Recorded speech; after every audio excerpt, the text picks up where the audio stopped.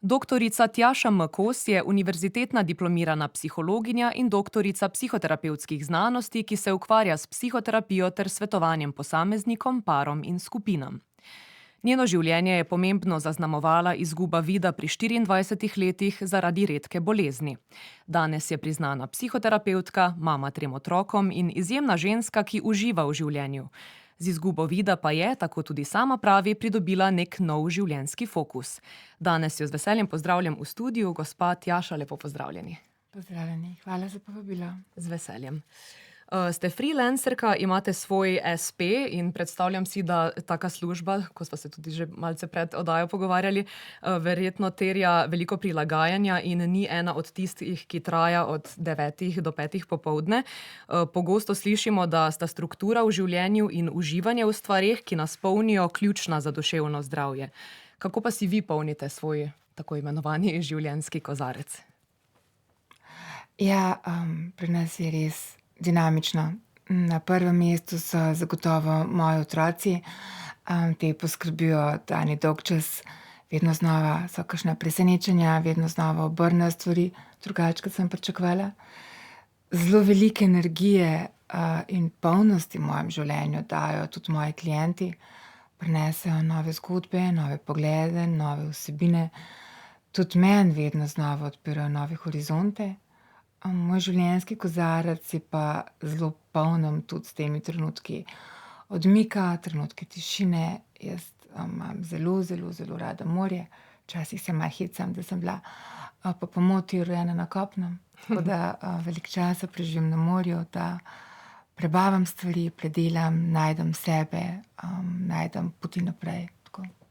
Radi ste tudi v naravi, sem nekje prebrala, da se radi tudi sprehajate, greste na kak hrib. Ja, ogromno mi pomeni stik z naravo. Hoja, tako, to je en takšen neskončen vir navdiha, energije, svežine in notranjega miru. Študirali ste psihologijo v Ljubljani, doktorat iz psihoterapije pa ste zaključili na Dunaju. Zakaj ste se odločili še za psihoterapijo po zaključku študija psihologije? Jaz sem nekako v psihologiji iskala stvari, ki jih tam nisem čisto našla. Tako da sam študij psihologije je bil meni velika želja, se je pa potem zelo hitro pokazalo, da prav tistih stvari, ki sem jih jaz znotraj čutila in ki sem jih jaz iskala, v sami psihologiji nisem čisto našla. V študiju psihoterapije so se pa potem vse te stvari nekako zložile in tam sem imela pa takoj občutek, ja, da zdaj sem pa, prišla tja, kamor sem želela iti. Kakšna znanja ponuja psihoterapija, ki jih psihologija morda ne? Zdaj, če sva bolj konkretni, recimo. Psihologija je pač zelo abstraktna, ne. Psihologija je logos, veda, znanost. Se pravi, psihologija je znanost o tem, kako delujejo naši možgani, naša osebnost, tako zelo na kratko, zelo po domače povedano. Psihoterapija nam pa pomaga ta znanja uporabiti zato, da dejansko bolj kvalitetno živimo.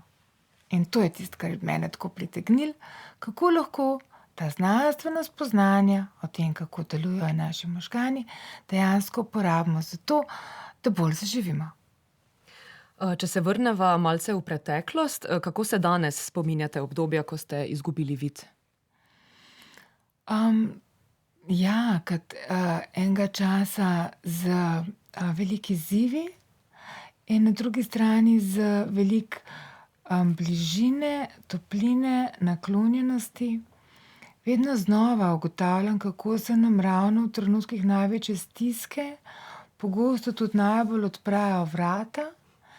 Tako da to, kar meni danes ostane, je v bistvu plod tega, kako naši možgani delujejo. Naši možgani imajo eno neverjetno lastnost in to je to, da smo bolj nagnjeni k temu, da si zapomnimo pozitivne stvari.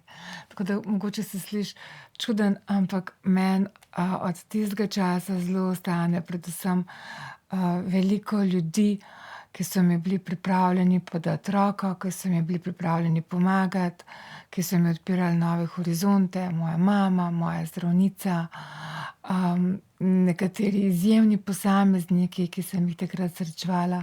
Predvsem to mi ostane. Ljudje, ki ti ponudijo roko. V enem podkastu ste rekli, da je bilo takrat več ovir v glavah ljudi okoli vas in niti ne pri vas samih. A se je to skozi leta kaj spremenilo? Ja, jaz mislim, da se je zelo.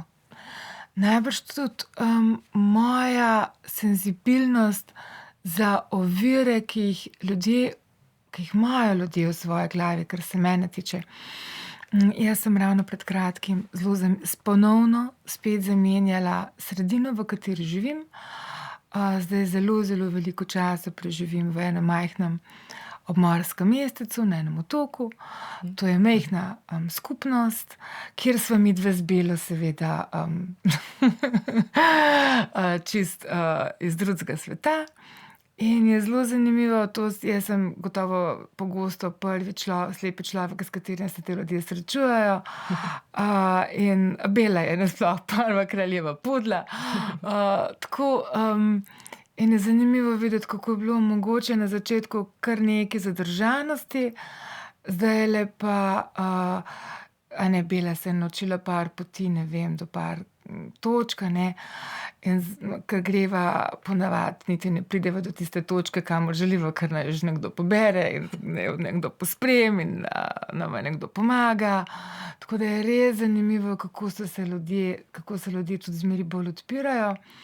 Po eni strani verjamem, da so tudi mediji in oddaje, kot je tale, veliko naredijo s popularizacijo slepote, se pravi, vendarle slepota ni več tako bav v družbi, kot je bila mogoče pred 20 leti.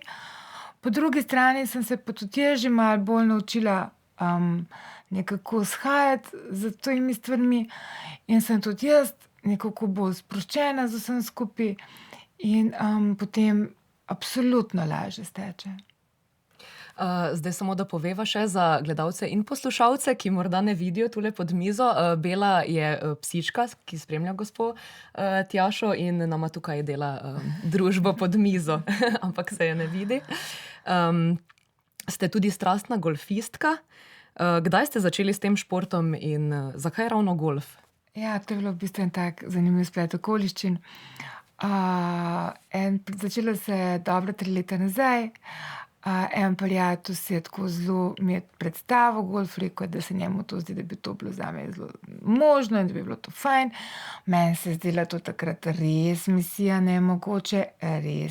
nemogoče, ampak tako z njegovo vztrajnostjo, požrtvovalnostjo, res z 100 žogcami, ki mi jih je nastavil in z enim njegovim velikim pozitivnim vzpodbujanjem, je dejansko stvar stekla in moram reči, da zelo uživam.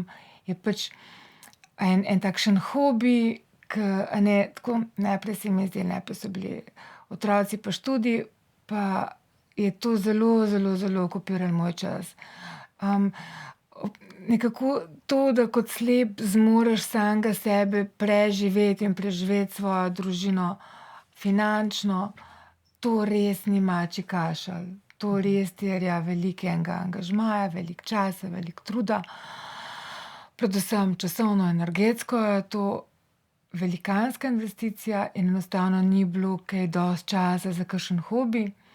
Zdaj z leti so se pa stvari tudi toliko utekle, sprostile in potem, ko je prišel tako golf, sem v bistvu ugotovila, da je pa to ena stvar, ki mi je toliko fajn, da zato pa tudi še najdem čas. Tako da se je to potem nekako organsko razvilo v mojem življenju, pravzaprav skozi eno prijateljstvo in skozi eno veliko pripravljenost še enega človeka v mojem življenju, ki mi je bil pripravljen podati roko in mi pomaga tudi odpreti še en horizont, za kar sem res zelo hvaležna. Zdaj pa, če se vrneva nazaj k psihoterapiji, kakšne pa so zgodbe ljudi, ki prihajajo k vam? Kdaj ljudje poiščejo oziroma poiščemo pomoč? Ja, to se je pa tudi spremenilo sčasoma. Včasih, ko sem začela študirati psihologijo, pa če sem rekla, da se ukvarjam s psihoterapijo, pa da sem psihologinja, so se ljudje premaknili stran, ker malo tako razdalja se je povečala. Ko zdaj povem, da se ukvarjam s psihoterapijo, se ljudje primaknejo bliže, se prisedejo in začnejo razlagati to, drugo, tretjo stvar. Tako da tudi tukaj je ena velika sprememba. Včasih so ljudje prihajali takrat, ko so imeli klinične težave, se pravi, ko je bilo res zelo hudo. Danes moram reči, jaz sem zelo vesela, ker k meni pride veliko parov na začetku poti. Ali pa glih zdaj sem začela delati s parimi študentkami, pa z nekaterimi ljudmi, ki so na začetku poklicne poti. Se pravi, tudi ljudje na začetku, ki si želijo bolj zaštartati, bolj učinkovito začeti. Tudi taki že pridejo. Včasih so prihajali samo takšni ljudje, ki so bili zelo na robu, ki je bilo že res zelo hudo. Danes prihajajo oboji. Moram reči, da delam zelo veliko z ljudmi, ki trpijo za tesnobo, tega je ogromno. In v zadnjem času je res porast ljudi, ki trpijo za izgorelostjo. Tudi izgorelost se vedno znova prepozna kot težava, vedno prej se prepozna, česar sem zelo vesela, ker ravno pri izgorelosti, pa tudi pri enem kupu drugih težav, pri izgorelosti pa prav posebej je zgodno prepoznavanje, zgodno obravnava velikanskega pomena za uspeh samega procesa. Če se dovolj zgodaj lotimo, če dovolj zgodaj saniramo stvari, je tudi okrevanje potem mnogo hitrejše. Kaj pa so recimo tisti prvi znaki, na katere naj bomo pozorni, da ujamemo ta začetek izgorelosti? Zelo značilna je utrujenost, velikanska utrujenost, izguba interesa, če nas nehajo veseliti, tudi tiste stvari, ki so nas prej veselile.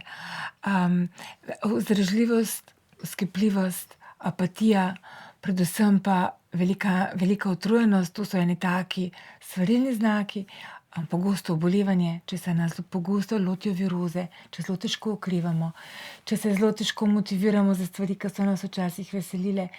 In če ob stvareh, ki so nam v bistvu včasih bile v veselje, ne začutimo več veselja, potem je to znak, da smo šli predaleč.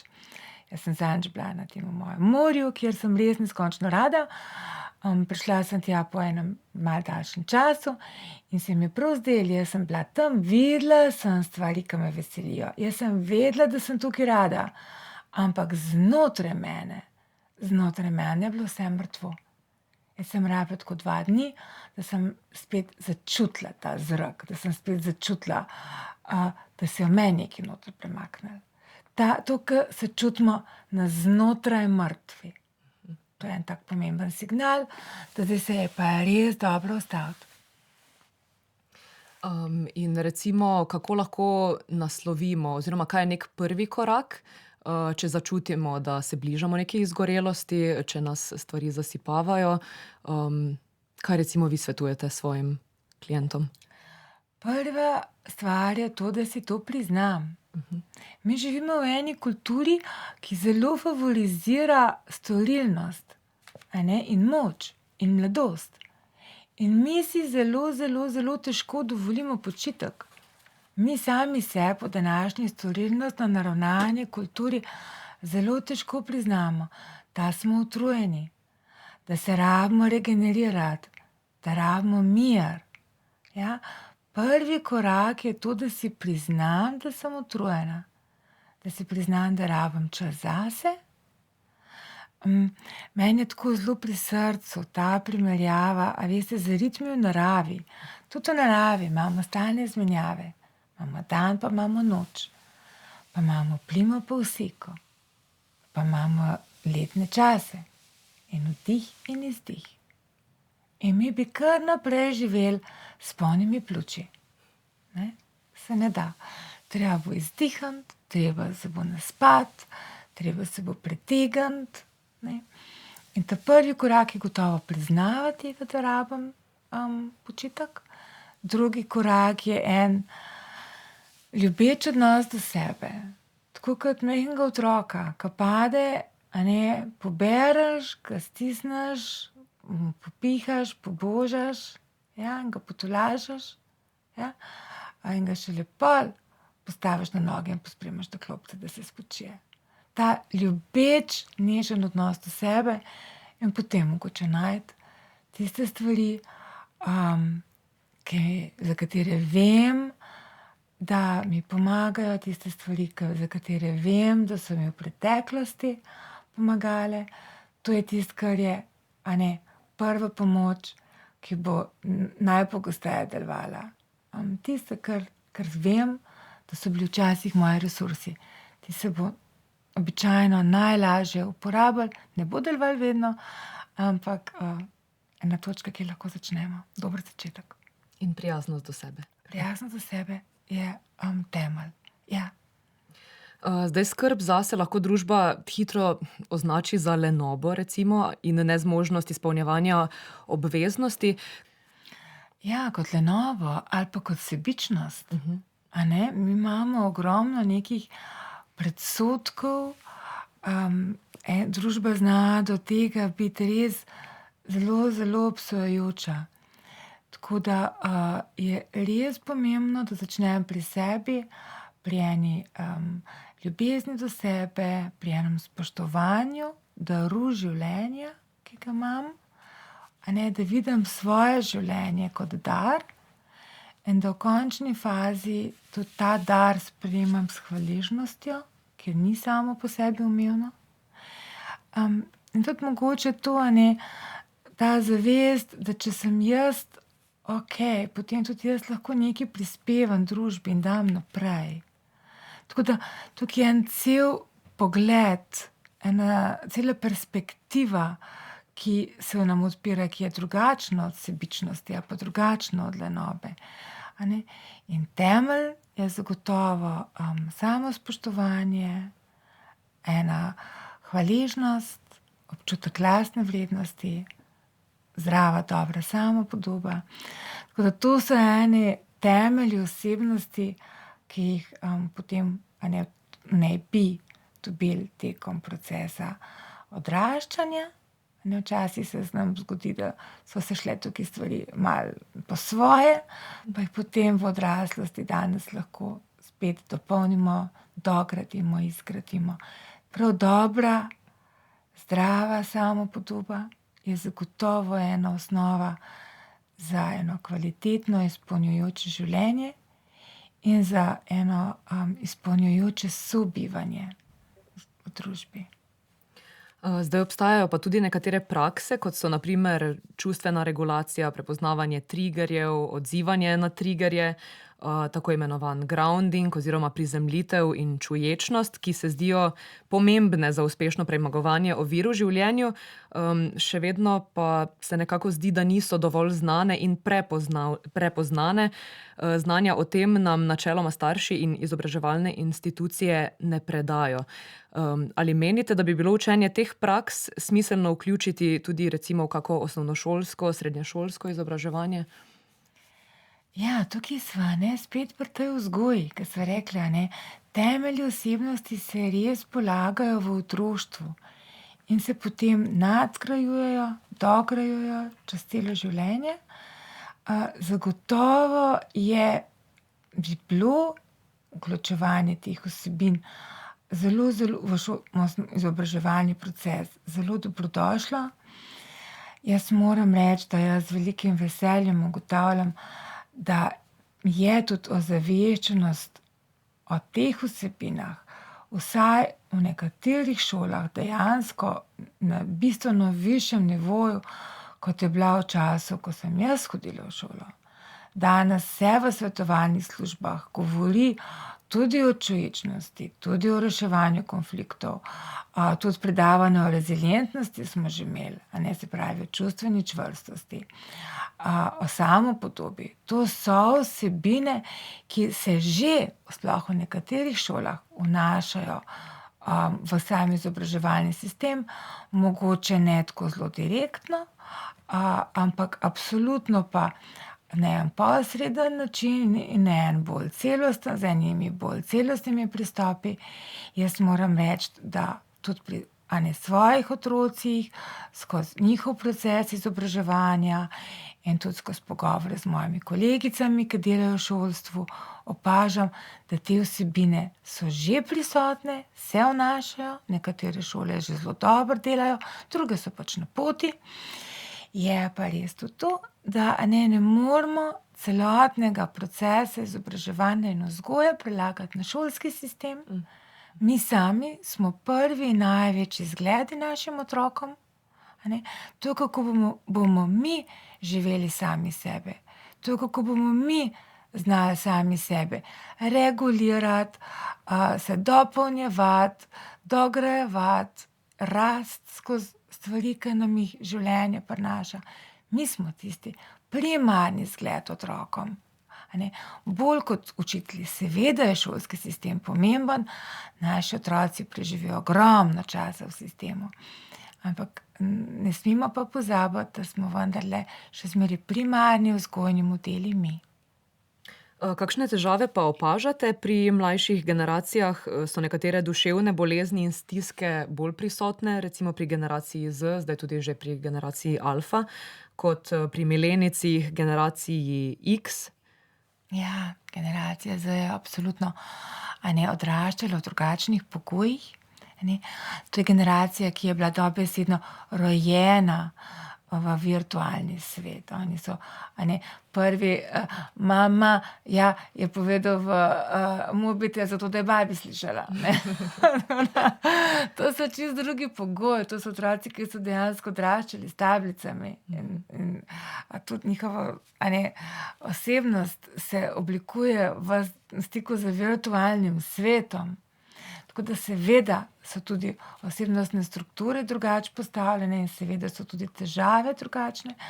Zelo veliko opažam tesnobe, tudi v strokovni literaturi se navaja, da je absolutno več tesnobe, anksioznosti. Po eni strani mi to hitreje prepoznavamo, po drugi strani pa je porast tesnobe večji. Mlajše generacije so enostavno bolj v stiku z informacijami, ki so velikokrat negativne. Se pravi, dostop do negativnih informacij je bistveno večji. Po drugi strani je tudi zelo velik ta pritisk storilnosti, ta perfekcionizem, ki se opaža v virtualnem svetu, Instagram, TikTok, se pravi, ene idealizirane podobe sveta, s katerimi so mladi bombardirani in ki so jim predstavljene kot normalne, seveda povečujejo skrb, kako bom jaz, kako bom uspel, skrb, da ne bom zmogla, tudi zdaj ta želja po tem popolnem telesu, ali pa potem rečemo tem nerealnih telesih in nerealnih standardih, postane nekako en imperativ, tako da več je izgorelosti, več je anksioznih motenj, še zmeraj se zelo srečujemo z motnjami hranjenja, te so še vedno zelo pereč problem. V stroki se govori tudi o porastu samopoškodovalnega vedenja in dejansko je videti, da je več depresije, več samomorilnosti. Tako da po eni strani smo bolj senzibilizirani za psihološke težave, imamo več orodij, s katerimi zmoremo psihološke težave hitreje nasloviti, jih bolj učinkovito obravnavati in bolj učinkovito reševati, tudi bolj učinkovito opremljati ljudi, da rešujejo težave. Po drugi strani pa dejansko tudi beležimo več resnih težav, več težkih potekov, tako da nekako se stvari intenzivirajo, predvsem v smeru anksioznosti in depresije. Med psihoterapevtskim procesom, ko ste s klientom, ali vam morda slepota omogoča kak drugačen, globlji način povezave z njim na terapiji? Pogosto slišimo, da je sploh na začetku psihoterapevtskega procesa zelo pomembno, da sta klient in terapevt vis-a-vis, da se tudi vizualno spoznata in se navadita drug na drugega. Jaz mislim, da tukaj ni pravila. To je eno tako pogosto vprašanje. Mislim, da, veste, tako kot ne kupimo vsi enakih čevljev, tudi tukaj ni nekega generičnega odgovora. Jaz zelo verjamem, tudi včasih je feedback ta, da je za nekatere ljudi lažje z mano, ker ne vidim. Jaz gotovo z nekaterimi ljudmi težje delam, kad ne vidim, a ne. Ker se pač, recimo pri otrocih, a ne, jaz načeloma z majhnimi otroci ne delam, ker je neverbalna komunikacija tako zelo pomembna. Delam pa zelo dobro z high achieverji, pa z ljudmi, ki so zelo elokventni, ki so zelo artikulirani, z ljudmi, ki znajo dobro izražati čustva. Ne vem, jaz mislim, da ni toliko sama odsotnost vida, kad je mogoče osebnostna struktura pa ene druge dimenzije, ki mogoče pri mojem delu igrajo večjo vlogo. Zagotovo je pa tudi slepota en pomemben dejavnik, ki zaznamuje moje delo.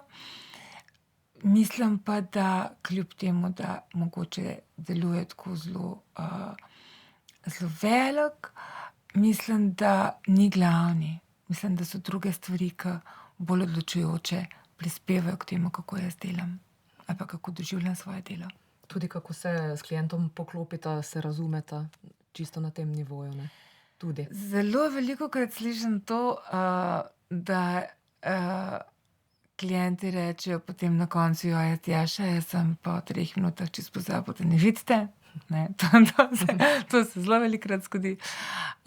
Včasih kdo ne naredi domače naloge in potem jaz pride na terapijo in potem jaz čisto na koncu se spomnim, da pravzaprav tega nismo omenili. Ali pa kakorkoli nekako nanese pol na konec terapije besede na to, da ne vidim in pol: vi ne vidite, joj, nisem pomislil." Tako da odzivi so zelo različni. Jaz mislim, da to je en del, ki absolutno zaznamuje moje življenje. Mislim pa, da ni glavni del. Perfekcionizem, pretirana ustrežljivost, travme, to so vse nahrbtniki, ki jih ljudje nosimo s sabo. In včasih je najlažje, da se s temi stvarmi preprosto sploh ne ukvarjamo. Kaj pa je prvi korak k temu, da se lotimo teh paketov, pod narekovaji? Ja, mislim, da je spet prvi korak ozaveščanje. Tudi, da si priznam, da moje življenje ni takšno, kot si ga želim. Da je več čisto tako. A ne? Jaz mislim, da je to ta prvi korak. Preden prideva do tega, da si priznam, da gre mogoče za kakšne deficite. A ne? Čisto na začetku je najbrž to, da si rečem: "Okej, tole meni ni v redu. Jaz imam tole eno življenje, ki mi je dano, in vsak trenutek ga je manj. In tole življenje si jaz želim preživeti drugače. In v tem življenju si jaz želim drugače participirati, drugače prispevati, biti drugačen dejavnik, prispevek k mojim otrokom ali pa za ljudi, ki jih srečujem." Mislim, da je to začetek. Da si rečeš: "Jaz želim tole drugače." V enem od intervjujev ste spregovorili tudi o sreči.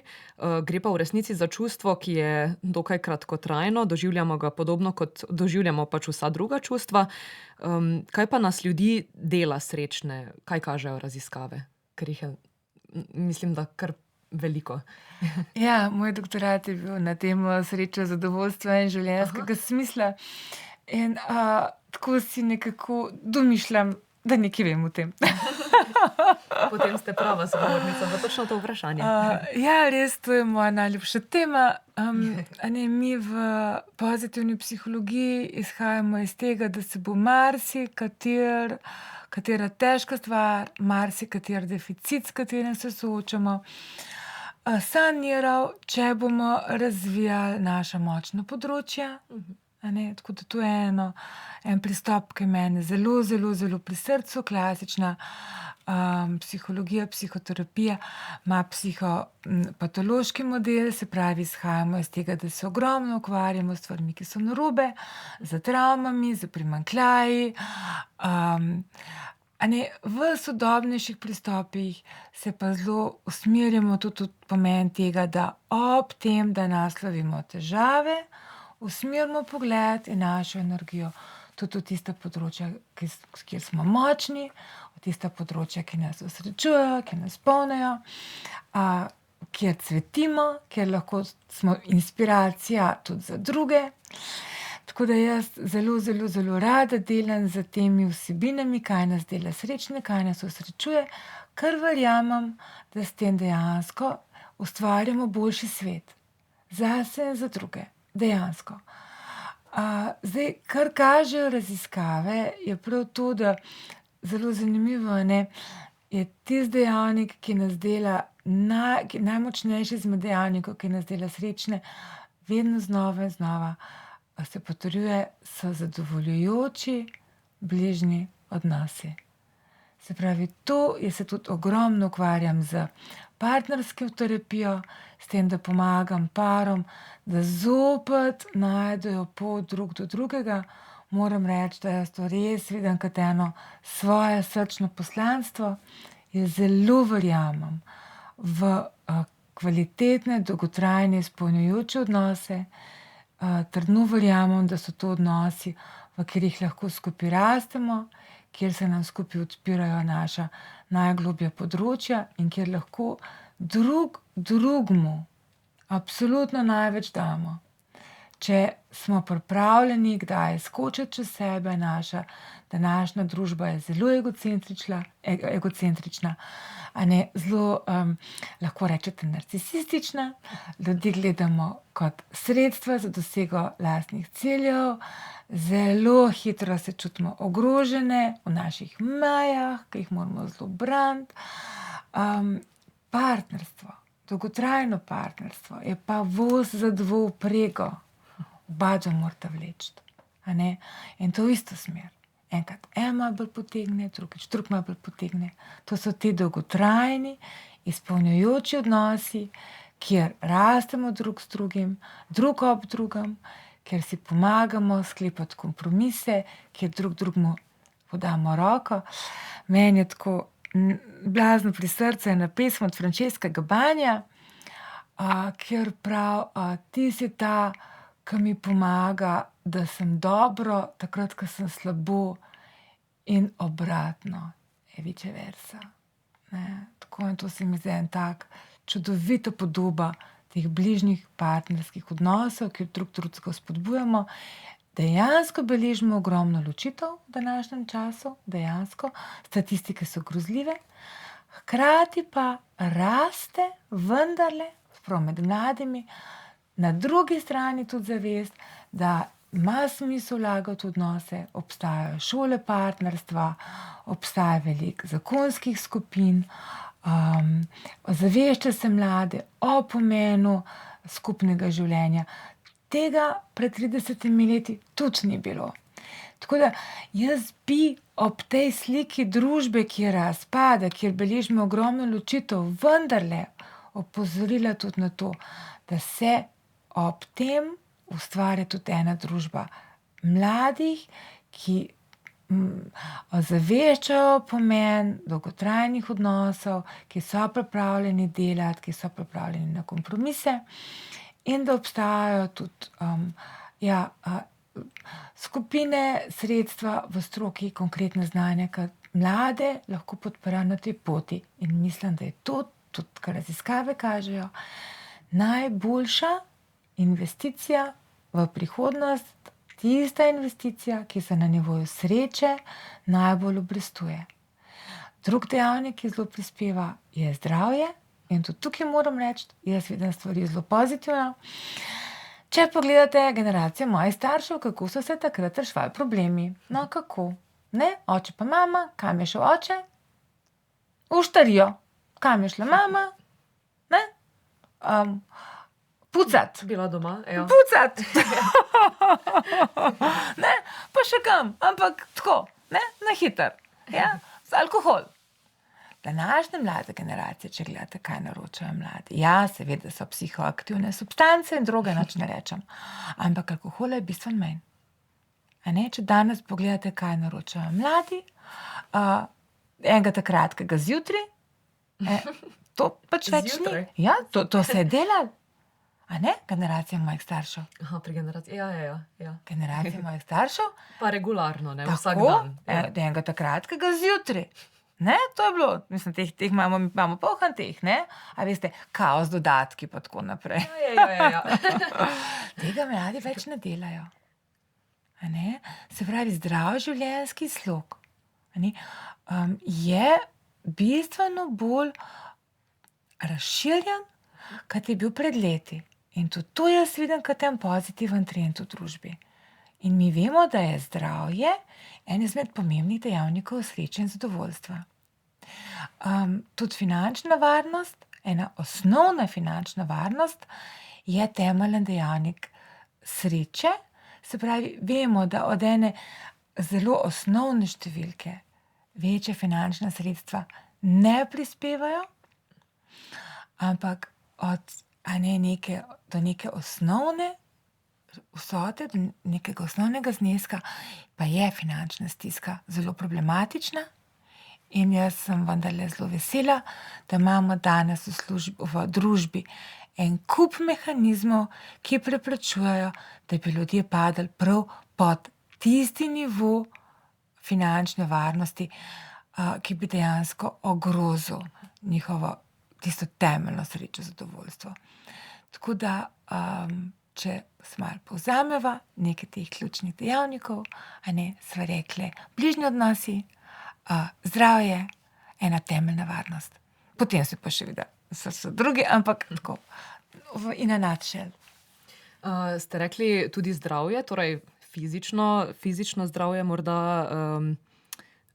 na prvem mestu, ali pa v tem kontekstu ste najbrž mislili fizično zdravje, zdaj povezava med mentalnim in fizičnim zdravjem pa je tudi ogromna in različne psihične stiske se čez čas pogosto pokažejo tudi na fizičnem zdravju, lahko recimo, ne vem, težave s prebavnim sistemom, neka zakrčenost telesa. A lahko to povežemo tudi z razvojem kakih avtoimunih ali pa drugih kroničnih bolezni? Ja, seveda, mi imamo tudi zdaj dejansko en velik porast enih avtoimunih bolezni, za katere prej sploh nismo vedeli, da obstajajo, in so pač posledica ene dolgotrajne izpostavljenosti kroničnemu stresu. Tako da ta kroničen stres je tisti glavni dejavnik, ki se je v zadnjem času zelo povečal in zaradi katerega imamo tudi dejansko beležimo en porast enih avtoimunih bolezni, psihosomatskih obolenj.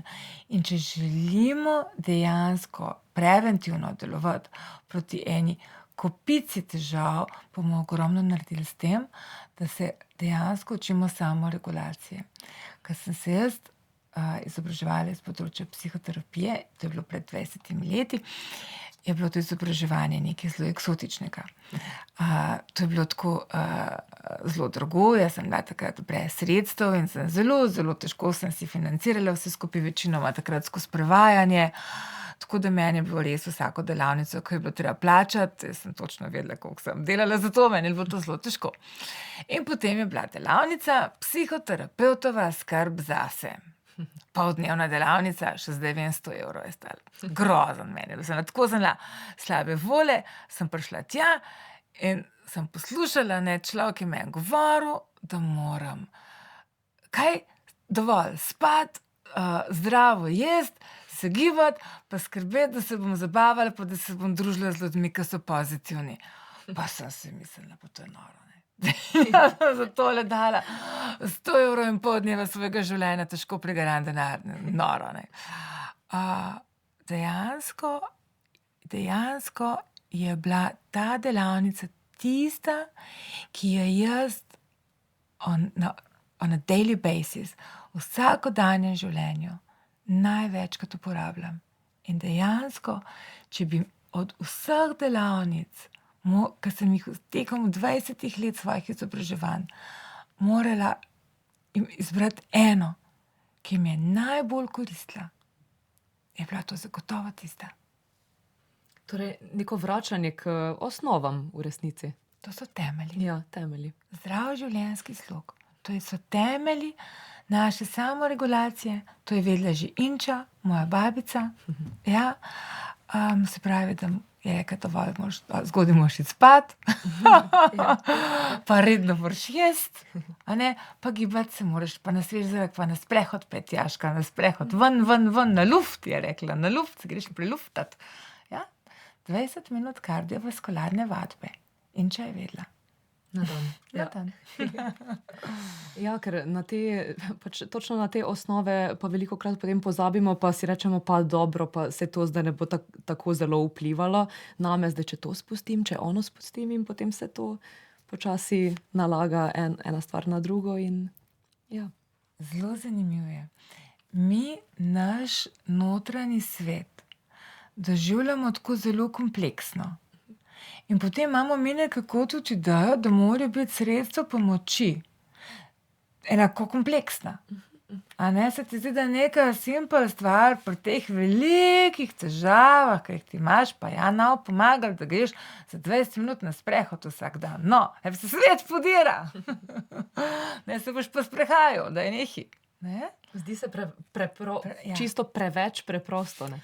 Enkrat sem delala z enim gospodom, socialna anksioznost. To je pač ena izmed takih težav, s katero se zelo, zelo, zelo veliko ukvarjam.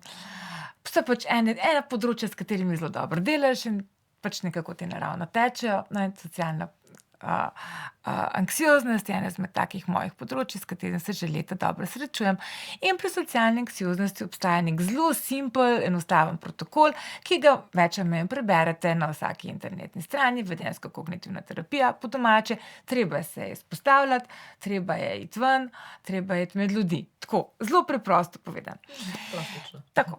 In pride enkrat en gospod in pravi, socialna anksioznost, on zdaj meni vse pove, kaj je narobe z njim, super krasno,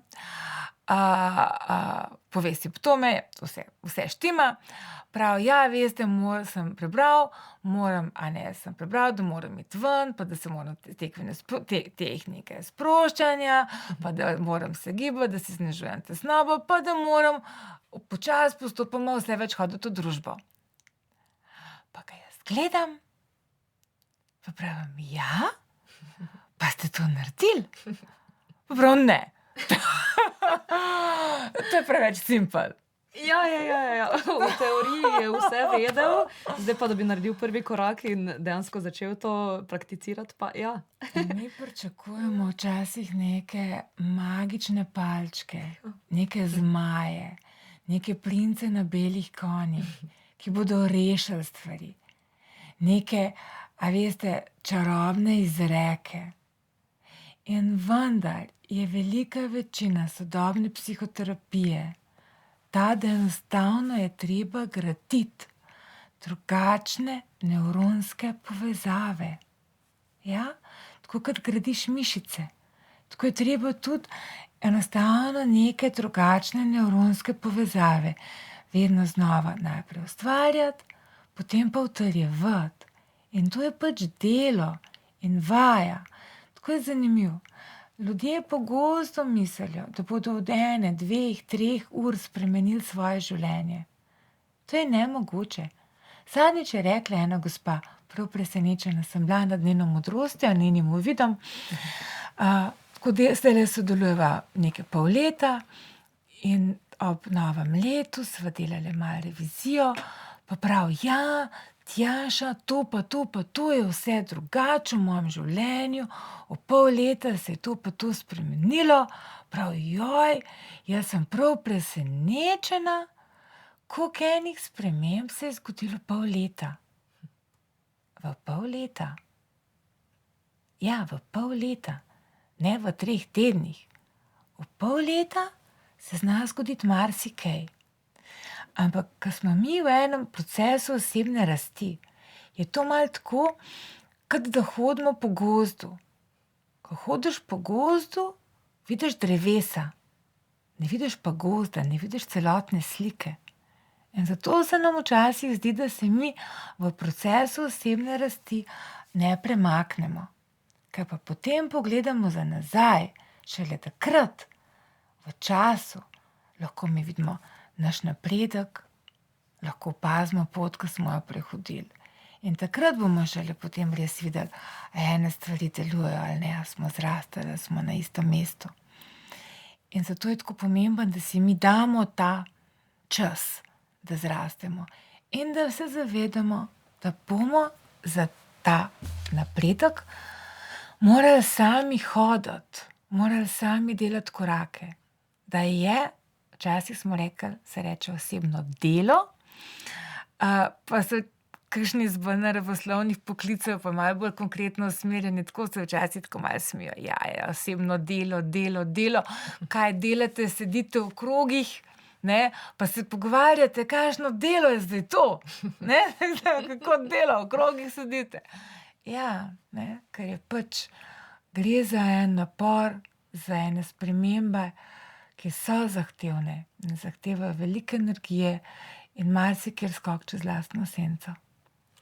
Super in čudovite misli za na konec, pa tudi popotnica za vse poslušalce in gledalce. Doktorica Tjaša M. Kos, najlepša hvala za vaš čas in za pogovor. Hvala za to možnost in priložnost. Jaz upam, da smo uspeli prižgati kakšno lučko na koncu kakšnega tunela, da smo komu dali inspiracijo, da naredi korake v smeri življenja, kar si ga želi. Samo enega imamo. Vredno ga je živeti polno. Hvala.